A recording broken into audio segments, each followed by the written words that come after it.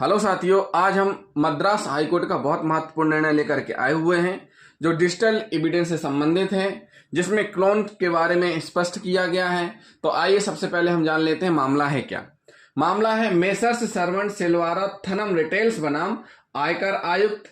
Writ याचिका है WP 9753 9757 976/2023। निर्णय हुआ इसमें 23 फरवरी 2024 को।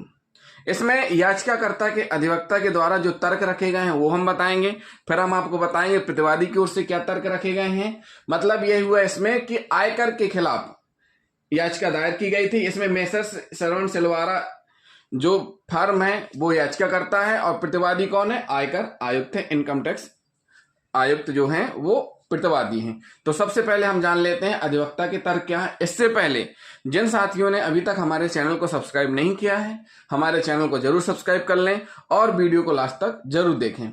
तो पहला तर्क यह प्रस्तुत किया गया है कि प्रतिवादियों ने यानी इनकम टैक्स डिपार्टमेंट के द्वारा याचिकाकर्ता को व्यक्तिगत सुनवाई का अवसर दिए बिना प्राकृतिक न्याय के सिद्धांतों का उल्लंघन करते हुए मूल्यांकन आदेश पारित किया था। मतलब इसमें स्पष्ट कर दिया गया है कि जो प्राकृतिक न्याय का सिद्धांत है उसका उल्लंघन हुआ है और याचिकाकर्ता को सुनवाई का अवसर नहीं दिया गया है और बिना सुने हुए मूल्यांकन आदेश पारित कर दिया गया है।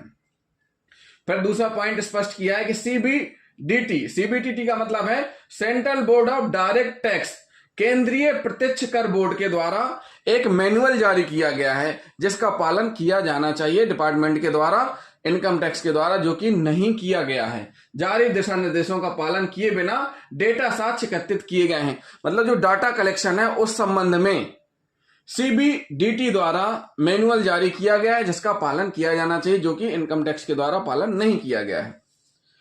तलाशी लेते समय, जब्ती करते समय सीबीडीटी मैनुअल का पालन नहीं किया गया है। डाटा की तलाशी लेते समय, जब्ती करते समय सीबीडीटी मैनुअल का पालन नहीं किया गया है।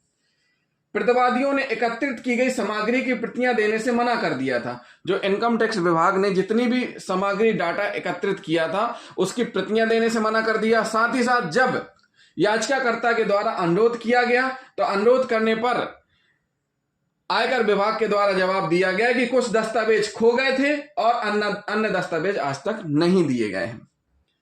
फिर कहा गया कि मूल्यांकन आदेश पारित करने उद्देश्य से यंत्रवत दूषित और अधूरे डाटा पर भरोसा किया गया है। जो मूल्यांकन आदेश पारित किया गया है वो आदेश ऐसे डाटा पर भरोसित किया गया है जो कि यंत्रवत दूषित और अधूरा है, उस पर भरोसा किया गया है। इस संबंध में प्रतिवादी की ओर से यानी इनकम टैक्स की ओर से जो तर्क रखे गए हैं वो हैं, पहला तर्क ये रखा गया कि विभाग के लिए सीबीडीटी डिजिटल साक्ष्य जांच मैनुअल का पालन करना वैकल्पिक है। जो CBDT central board of direct tax, केंद्रीय प्रत्यक्ष कर बोर्ड के द्वारा जो मैनुअल जारी किया गया है वो कह रहे हैं, प्रतिवादी की तरफ से कहा जा रहा है इनकम टैक्स डिपार्टमेंट की तरफ से कि मैनुअल का पालन करना वैकल्पिक है। दूसरा, यदि विभाग को उक्त मैनुअल का पालन करना सुविधाजनक लगता है तो वे इसका पालन करेंगे, अन्यथा यह केवल वैकल्पिक होगा। क्या कह रहे हैं कि जो मैनुअल जारी हुआ है उसका पालन करना वैकल्पिक है। अगर उनको लगता है कि पालन सुविधाजनक है तो पालन करेंगे, अन्यथा केवल वैकल्पिक होगा।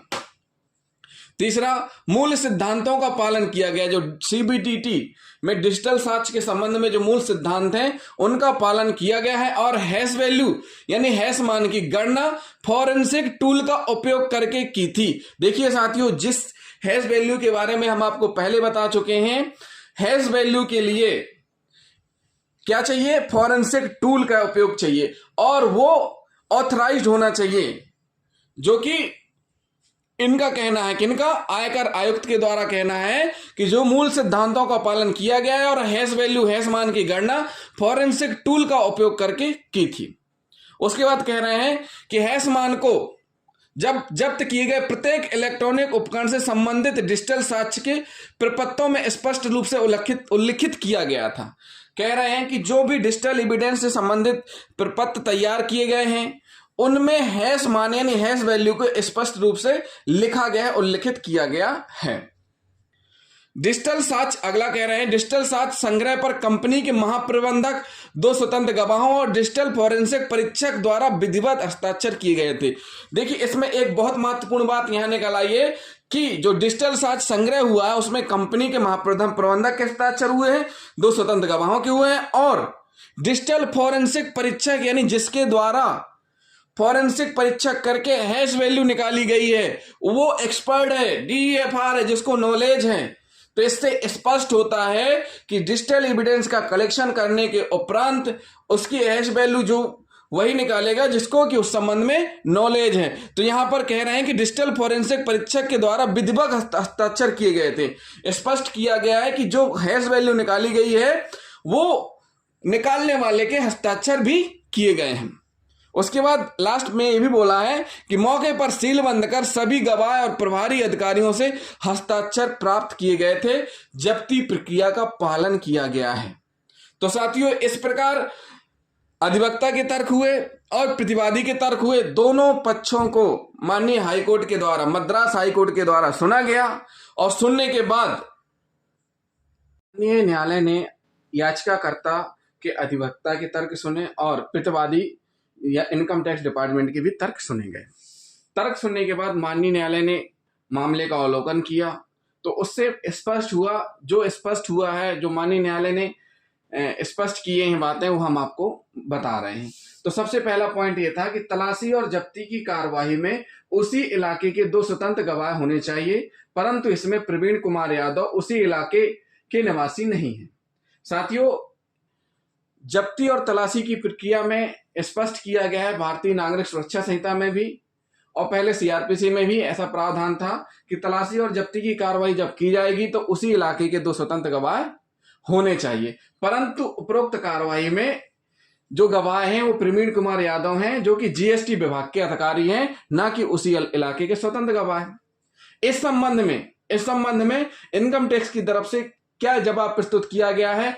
वह जवाब यह है कि प्रतिवादियों ने प्रस्तुत किया था कि इनकम टैक्स डिपार्टमेंट ने कहा कि विभाग की यह प्रथा है कि वह दूसरे विभाग के किसी अधिकारी को गवाह के रूप में बनाता है ताकि मुकदमे के समय गवाह को बुलाना सुविधाजनक हो। इसमें प्रतिवादी की तरफ से, इनकम टैक्स डिपार्टमेंट की तरफ से जवाब प्रस्तुत किया गया इस पॉइंट का कि विभाग की ऐसी प्रथा चली आ रही कि जब भी कार्रवाई करते हैं तो अदर विभाग के किसी अधिकारी को गवाह के रूप में बुलाया जाता है, फिर उसके सामने प्रोसीडिंग की जाती है ताकि मुकदमे के समय गवाह को बुलाना सुविधाजनक हो। माननीय न्यायालय ने कहा है कि उपरोक्त पहलू के संदर्भ में कानून का उद्देश्य अलग था। उपरोक्त पहलू के संदर्भ में कानून का उद्देश्य अलग था, यानी गवाह स्वतंत्र होना चाहिए और एक ही इलाके का होना चाहिए। कानून क्या कहता है? कानून कहता है कि गवाह स्वतंत्र होना चाहिए और एक ही इलाके के होना चाहिए। फोर्थ, जब प्रतिवादियों ने अन्य विभाग के अधिकारियों को गवाह बनाया क्योंकि उनके लिए परीक्षण के समय बुलाना सुविधाजनक है। प्रतिवादी यानी इनकम टैक्स डिपार्टमेंट की तरफ से कहा गया है कि इसलिए अन्य डिपार्टमेंट के अधिकारियों को गवाह बनाया है ताकि परीक्षण के समय बुलाना सुविधाजनक रहे, तो उक्त गवाह स्वतंत्र गवाह के चरित्र को खो देगा। क्या कहा माननीय न्यायालय ने? उक्त गवाह जो दूसरे विभाग के अधिकारी जिनको इनकम टैक्स डिपार्टमेंट के द्वारा बुलाया गया है, तो उक्त गवाह स्वतंत्र गवाह के चरित्र को खो देगा और वह नहीं है जिसे इनकम टैक्स IT नियमों के नियम 112 सब क्लोज 6 के तहत संदर्भित किया गया था। फिफ्थ क्या कह रहे हैं? वर्तमान मामले में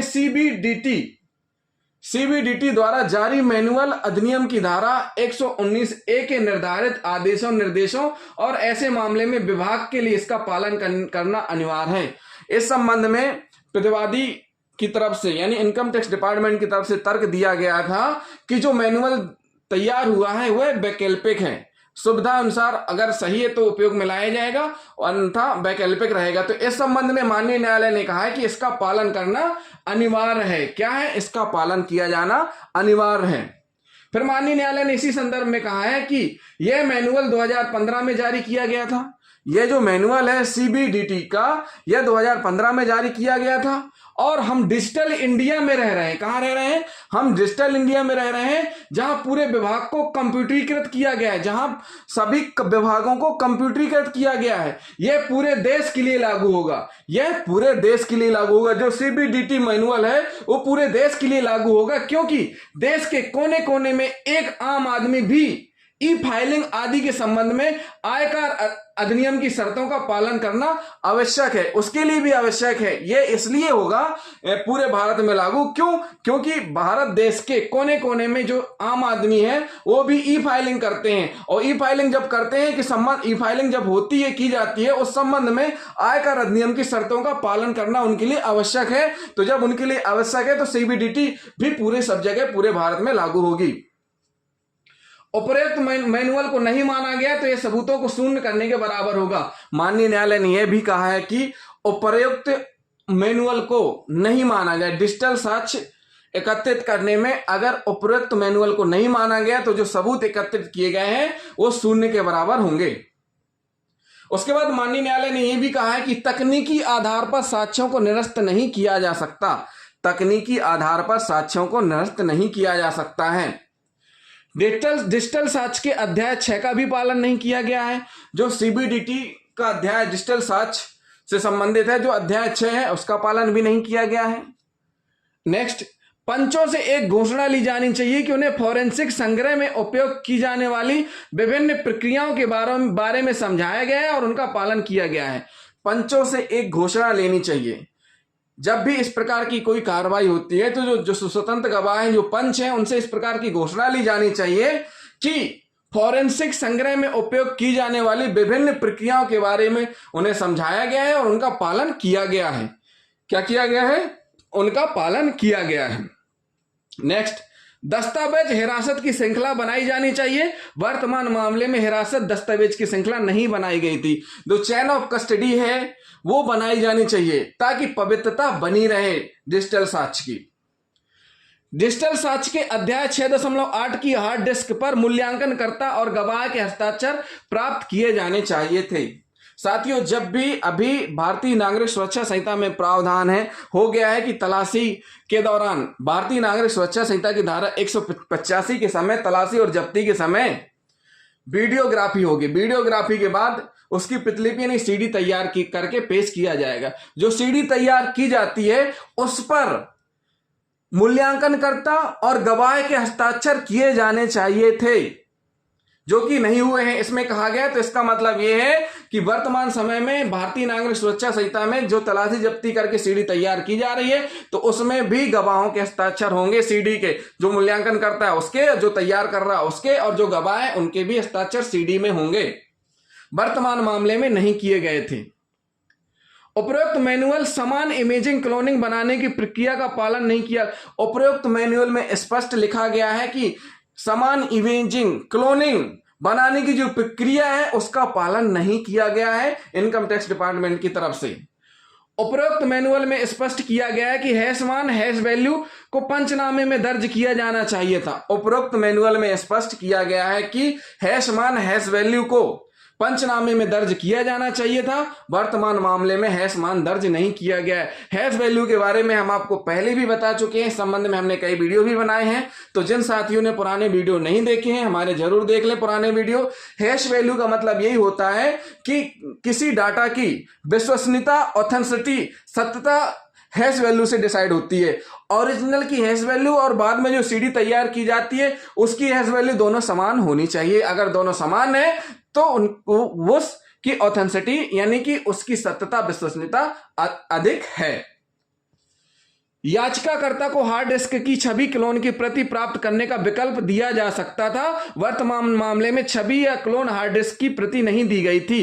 वर्तमान मामले में स्पष्ट किया गया है कि जो याचिकाकर्ता है उसको क्या नहीं दी गई? Clone copy of the hard disk, यानी जितना इंपॉर्टेंट वो डाटा इनकम टैक्स डिपार्टमेंट के लिए उतना ही याचिकाकर्ता के लिए, तो उसको छवि या क्लोन हार्ड डिस्क की प्रति दी जानी चाहिए, जो कि नहीं दी गई थी। डिजिटल साक्ष्य के अध्याय 8 में इस प्रक्रिया, दस्तावेजी और डिजिटल भंडारण के दिशा निर्देश का पालन नहीं किया गया। डिजिटल एविडेंस का भंडारण कैसे किया जाएगा, किस स्थान में रखा जाएगा, कितना टेम्परेचर होना चाहिए, इन सारी चीजों का पालन नहीं किया गया है।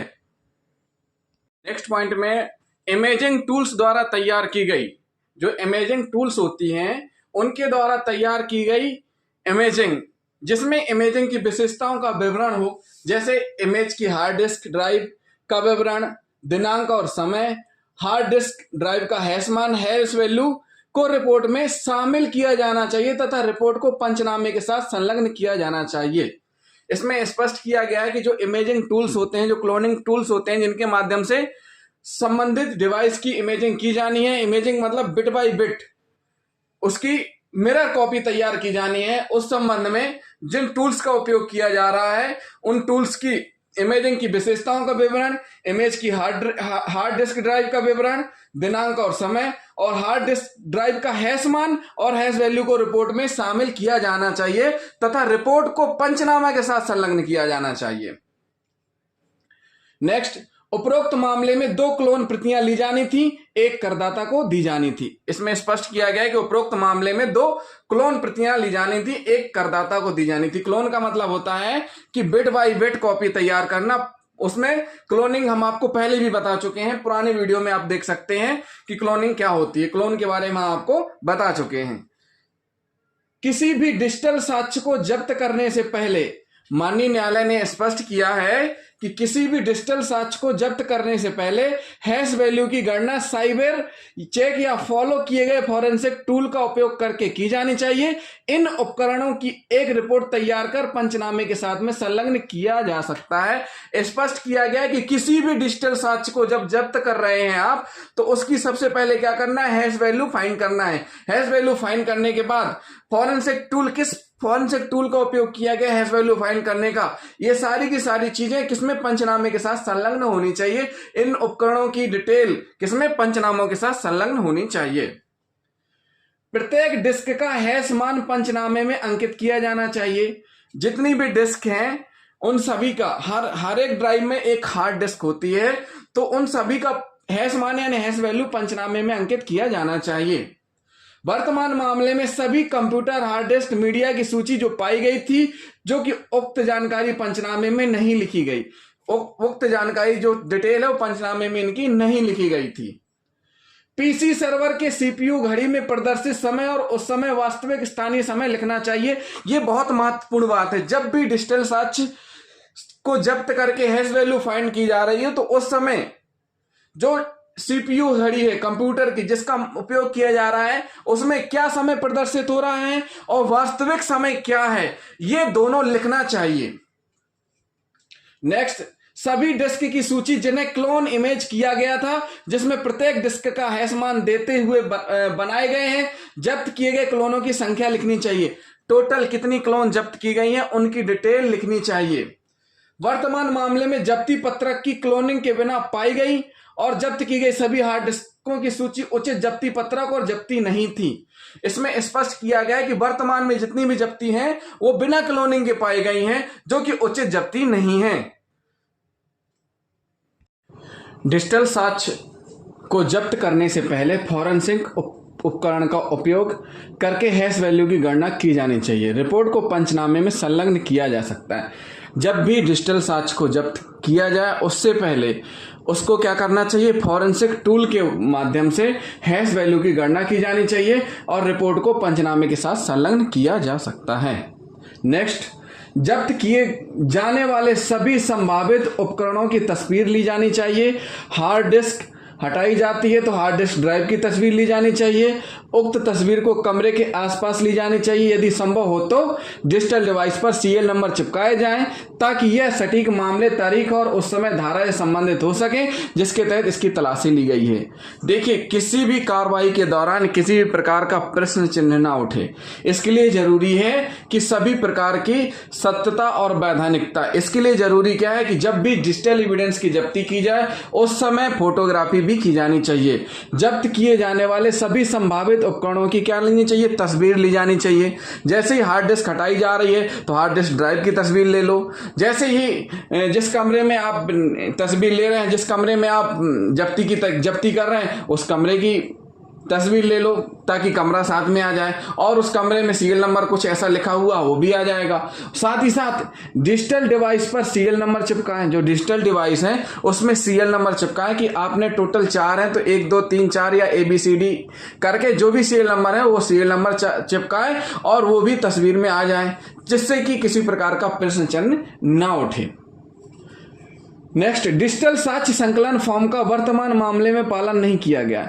एक डिजिटल साक्ष्य संकलन फॉर्म होता है जिसका कि इस मामले में पालन नहीं किया गया है। इस फॉर्म में डिजिटल एविडेंस से संबंधित इतनी चीजें रहती हैं कि उसकी बारीकी से भरनी पड़ती हैं। जैसे डिजिटल एविडेंस के बारे में, उस डिवाइस के बारे में, उसका नंबर, सीरियल नंबर, सब कुछ लिखा जाता है, उस फॉर्म में स्पष्ट दिया रहता है। तो उस फॉर्म में नग्न आंखों से दिखाई देने वाले साक्ष्य के बारे में सभी जानकारी का उचित दस्तावेजीकरण सुनिश्चित करता है। जो हमें डिजिटल एविडेंस आंखों से दिखाई दे रहा है उसका पूरा का पूरा बायोडाटा, जैसे एक इंसान का बायोडाटा होता है, नाम, पिता का नाम, उम्र, निवास, कहाँ का रहने वाला है, क्या खाता है, क्या पीता है, जो भी है, इसी प्रकार डिजिटल एविडेंस का भी उस डिजिटल साक्ष्य संकलन फॉर्म में संपूर्ण जानकारी भरी जानी चाहिए, जो कि उक्त मामले में नहीं किया गया है।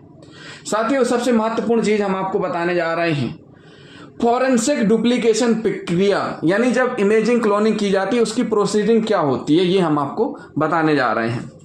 डिजिटल साक्ष्य की बिट स्ट्रीम इमेजिंग क्लोनिंग की एक प्रक्रिया है। डिजिटल साक्ष्य, जो डिजिटल साक्ष्य उसकी bit by bit imaging, bit by bit stream लेना इमेजिंग क्लोनिंग की एक प्रक्रिया है। इससे होता क्या है, इससे होता है कि संपूर्ण डाटा, जो डिजिटल डिवाइस है उसका संपूर्ण डाटा एक स्टोरेज मीडिया में ट्रांसफर कर दिया जाता है। उसका संपूर्ण डाटा आ जाता है और स्टोरेज मीडिया में ट्रांसफर कर दिया जाता है। फाइलों को दो अलग अलग तकनीकों का उपयोग करके किसी संदिग्ध मीडिया से कॉपी किया जाता है। जो संदिग्ध मीडिया है जिससे आपको इमेजिंग या क्लोनिंग करनी है, उसको क्या करना है, दो फाइलें अलग अलग तैयार करना है। दो फाइलों को दो अलग अलग तकनीकी का उपयोग करके किसी संदिग्ध मीडिया से कॉपी किया जाता है। तार्किक बैकअप के दौरान मूल मीडिया की अखंडता को बनाए रखा जाना चाहिए। जो मूल मीडिया है, जो ओरिजिनल है, जो प्राइमरी एविडेंस है, उसकी अखंडता को बनाए रखना चाहिए। उसमें किसी प्रकार की छेड़खानी नहीं होनी चाहिए। बैकअप लेते समय विवेचक को राइट ब्लॉकर का उपयोग करना चाहिए। राइट ब्लॉकर का उपयोग करना चाहिए। अब ये राइट ब्लॉकर है क्या? राइट ब्लॉकर ये एक हार्डवेयर है या सॉफ्टवेयर आधारित उपकरण है जो कंप्यूटर को उससे जुड़े स्टोरेज मीडिया में लिखने से रोकता है। ये एक प्रकार का हार्डवेयर सॉफ्टवेयर आधारित उपकरण है जो कंप्यूटर को उससे जुड़े स्टोरेज मीडिया में लिखने से रोकता है, यानी एडिटिंग टेम्परिंग से रोकता है। बैकअप इमेजिंग क्लोनिंग के बाद यह सत्यापित करना उचित है कि कॉपी किया गया डाटा मूल डाटा का सटीक डुप्लीकेट है। जो फॉरेंसिक डुप्लीकेशन प्रक्रिया है, इसका पालन जब किया जाएगा बैकअप इमेजिंग क्लोनिंग के बाद, यह सत्यापित करना उचित रहता है कि जो कॉपी किया गया डाटा है वह मूल डाटा का सटीक डुप्लीकेट है। सभी डिजिटल साक्ष्य एकत्रित करें, चाहे मूल प्रति में हो, फिर मूल की क्लोन प्रति तैयार करें। सभी डिजिटल साक्ष्य एकत्र किए जाएंगे और मूल प्रति में रहेंगे। उसके बाद मूल प्रति की बताई हुई प्रक्रिया अनुसार क्लोनिंग या इमेजिंग की जाएगी। जो भी दिशा निर्देश हैं उनके अनुसार मुख्य प्रति और क्लोन प्रति को अलग अलग करें और सभी कार्य प्रतियों को अलग अलग एक बॉक्स में पैक किया जाएगा। जैसे ही बॉक्स में पैक होगा तो उसके बाद फिर क्या प्रोसीडिंग होगी हम बताएंगे। मुख्य प्रति मूल प्रति के लिए प्रत्येक हार्ड डिस्क हार्ड ड्राइव के कनेक्टिंग पार्ट में विभाग की सील के साथ एक सफेद टेप लपेटें। मुख्य प्रति मूल प्रति के लिए प्रत्येक हार्ड डिस्क ड्राइव की जो कनेक्टिंग पार्ट है जहां से कनेक्ट किया जाता है उसमें विभाग की सील लगे और एक सफेद टेप लपेटे। ऐसा क्यों किया जा रहा है कनेक्टिंग पार्ट पर? इसलिए ताकि सील और टेप यह सुनिश्चित करेगा कि किसी ने भी हार्ड डिस्क ड्राइव तरफ पहुंच नहीं बनाई है, मतलब उसको खोला नहीं है, उसको दोबारा कनेक्ट नहीं किया है। इसी प्रकार कोई भी डिवाइस जिसमें कनेक्टिंग पार्ट होता है वहां पर सील लगना चाहिए जिससे यह स्पष्ट हो कि उसको कनेक्ट नहीं किया गया है। सभी को स्टोरेज बॉक्स में रख दें और बॉक्स के चारों ओर सफेद टेप लपेटें। सभी को जितनी भी जब्तियां हैं, सभी को डिजिटल एविडेंस की जितनी भी जब्तियां हैं, सभी को स्टोरेज बॉक्स में रख दें और बॉक्स के चारों ओर सफेद टेप लपेट दें ताकि कोई भी टेप हटाए बिना बॉक्स को ना खोल सके और फिर विभाग की मोहर लगा दें। अगर कोई खोलेगा तो पकड़ में आ जाएगा। क्यों? क्योंकि उससे फिर टेप हटा हुआ पाया जाएगा। सील पर करदाता और प्रभारी अधिकारी के हस्ताक्षर हों। सील पर किसके? करदाता और प्रभारी अधिकारी के हस्ताक्षर हों। सील बंद ऐसे किया जाना चाहिए कि कोई भी सील तोड़े बिना डिजिटल साक्ष्य को ना खोल सके। सील बंद कैसा होना चाहिए? ऐसा होना चाहिए कि कोई भी डिजिटल साक्ष्य को उसकी सील तोड़े बिना न खोल सके। तो इस प्रकार से साथियों ये अपील आंशिक रूप से स्वीकार हुई है, जिसमें माननीय मद्रास हाईकोर्ट ने जो दिशा निर्देश दिए हैं और स्पष्ट किया है और ये भी कहा है कि जो डिजिटल एविडेंस है उसकी क्लोनिंग किस प्रकार से होती है बताया गया। हैश वैल्यू बहुत महत्वपूर्ण होता है, उसके लिए भी स्पष्ट किया गया है कि फॉरेंसिक टूल किट का उपयोग करके निकाला जाएगा और उसकी रिपोर्ट पंचनामे के रूप में शामिल की जाएगी। तो जिन साथियों ने अभी तक हमारे चैनल को सब्सक्राइब नहीं किया, हमारे चैनल को जरूर सब्सक्राइब कर लें, वीडियो को लाइक और शेयर करना ना भूलें। थैंक यू दोस्तों।